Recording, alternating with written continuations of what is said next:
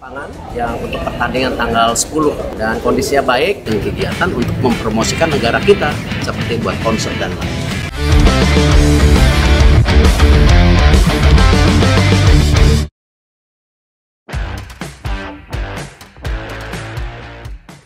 Kepastian soal timnas Indonesia yang tidak akan berkandang di Stadion Utama Gelora Bung Karno Senayan apabila lolos ke babak semifinal Piala AFF telah disampaikan langsung oleh anggota eksekutif Komite PSSI Arya Sinulinga.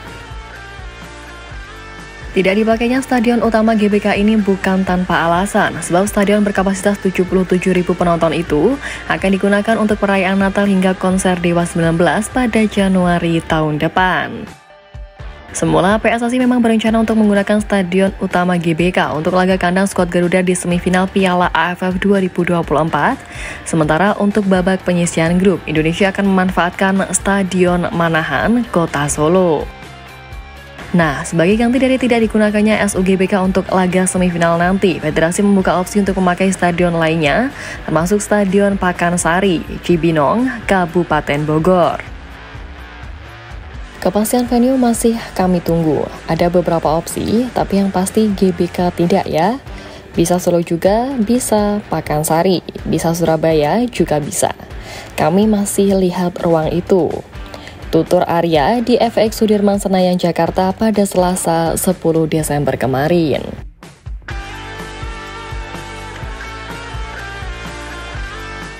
Jelas, tindakan yang diambil oleh PSSI kali ini menuai banyak kritikan, sebab PSSI seakan melupakan GBK dan justru memilih menggunakannya untuk gelaran konser daripada ajang AFF. Keputusan ini akhirnya juga menimbulkan banyak tanda tanya. Pasalnya Pak Menpora Dito Aryo Tejo sudah menginstruksikan soal jadwal konser musik dan sepak bola agar tidak berdekatan. Pak Menpora juga mengatakan bahwa sejatinya stadion kebanggaan timnas itu seharusnya diutamakan untuk olahraga dan memprioritaskan treatment rumput paling ideal untuk nursery. Dia bahkan juga mengatakan bahwa sejatinya rumput stadion GBK harus dalam kondisi fit 100% saat laga sepak bola, sebab tak hanya sekali dua kali stadion yang berlokasi di Senayan itu mendapat kritikan pada pertandingan internasional. Kedepan, saya rasa ini akan dilakukan adanya perawatan rumput untuk nursery di lahan tertentu, agar pergantian rumputnya makin terawat dan makin cepat.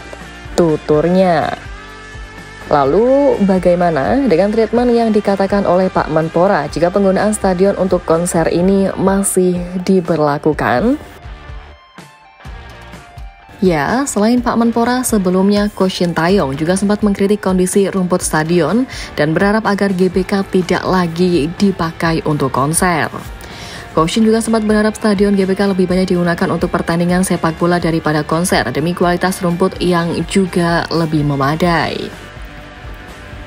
Tapi menilik kenyataan sekarang, di mana PSSI justru menggunakan GBK untuk konser lagi, kritikan yang diterima oleh Indonesia dari waktu ke waktu jadi dinilai layak jika terus bergaung.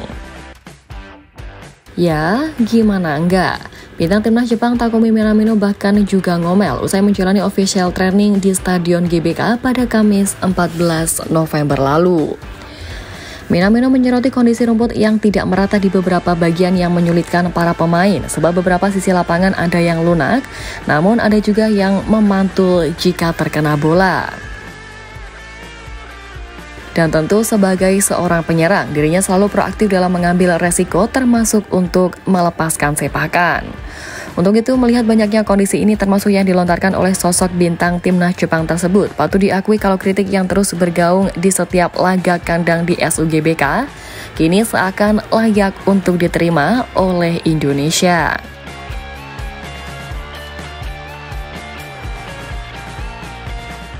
Ya, tapi terlepas dari itu, dengan kepastian tak bisa dipakainya SUGBK di laga semifinal ataupun final mendatang, Pak Arya mengatakan bahwa ada 3 pilihan stadion yang bakal jadi markas Asnawi Magwalam dan kawan-kawan.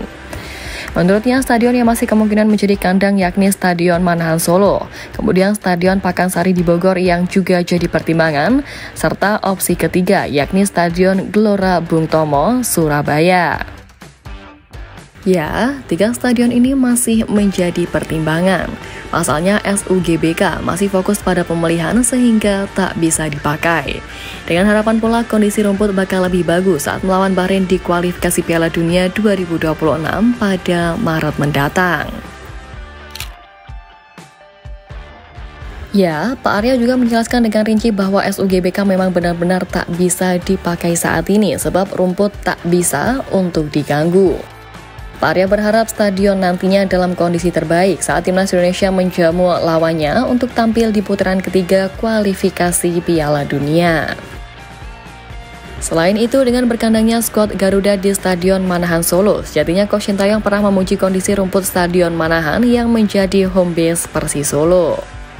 Dirinya mengaku baru pertama kali ini merasakan atmosfer berlaga di stadion dengan kapasitas 18.000 penonton tersebut. Coach Shin menilai bahwa Stadion Manahan menjadi salah satu lapangan yang layak untuk mengadakan laga setingkat Liga 1. Dirinya pun mengaku cukup puas dengan salah satu stadion yang sempat digunakan sebagai venue Piala Dunia U17 tersebut.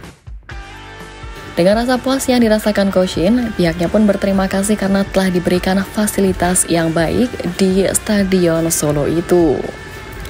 Nah, pujian yang dilontarkan oleh Coach Shin untuk Stadion Manahan ini ternyata juga pernah diungkapkan oleh pelatih Turkmenistan U23 Agami Radov Ahmed. Pada September lalu, Agami Radov turut memuji kualitas Stadion Manahan Solo dengan menyebut para pemainnya sangat nyaman untuk bermain di stadion yang bertempat di kota Solo itu. Pelatih Turkmenistan itu juga terlihat sangat puas dengan stadion ini dan mengaku kalau anak asuhnya pun turut memuji Stadion Manahan. Ya, terlepas dari itu dan tentang berpindahnya venue laga nanti, patut diakui kalau tim asuhan Sintayong memang menjadi salah satu kandidat kuat sebagai tim yang diperkirakan lolos dari fase grup.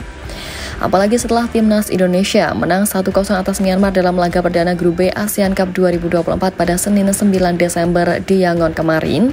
Timnas Indonesia saat ini menempati posisi kedua klasemen grup B dengan mengemas 3 poin sama dengan Vietnam.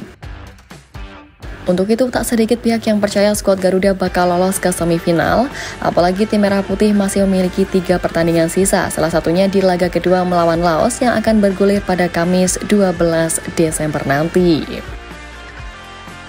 Setelah itu, mereka bertolak ke Vietnam untuk menjalani laga pada 15 Desember dan kembali menjamu Filipina di Stadion Manahan pada 21 Desember.